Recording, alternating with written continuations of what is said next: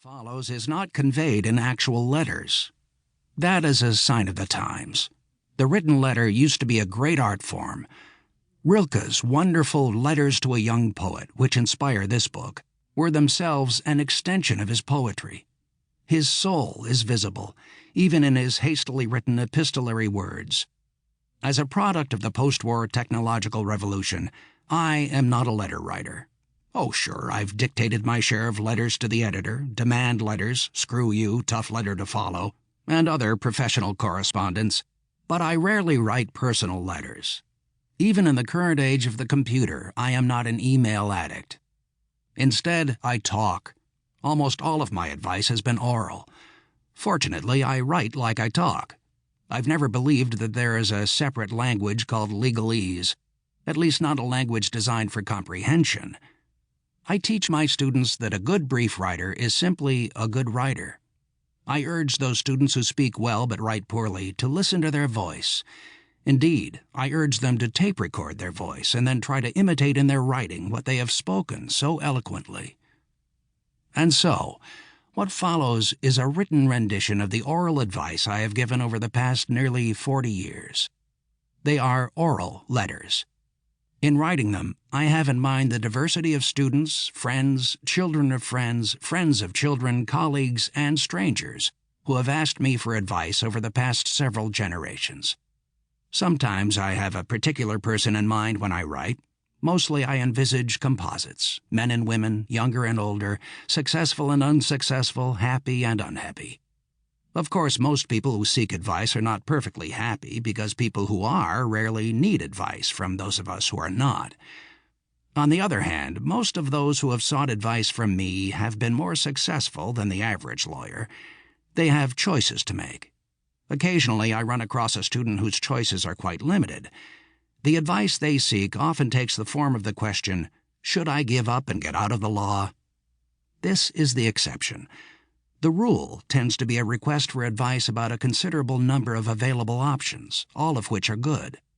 In contrast to my legal practice of defending mostly guilty criminals, where the options are generally worse, worser, and worsest, the options for my talented and wonderful students are generally good, better, and best. I realize, too, that some students, particularly my own students, who purport to be seeking advice from me, are actually soliciting my help. They understand quite shrewdly that seeking advice is a high form of flattery. They are willing to listen to my opinion, even though they have really made up their own minds and are seeking my assistance in achieving their predetermined goals.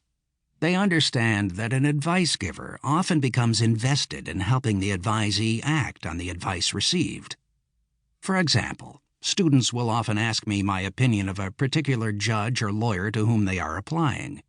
When I tell them that they would be well advised to work for that person, the next question often is, "Can you write me a recommendation?"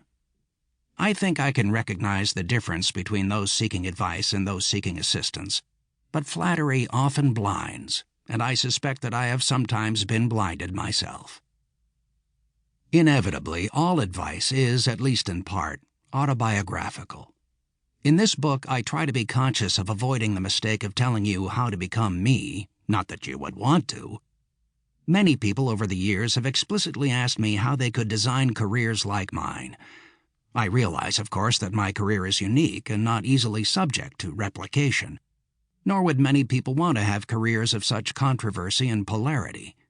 In introducing me to speak last year, someone described me as having the most fascinating legal practice in the world.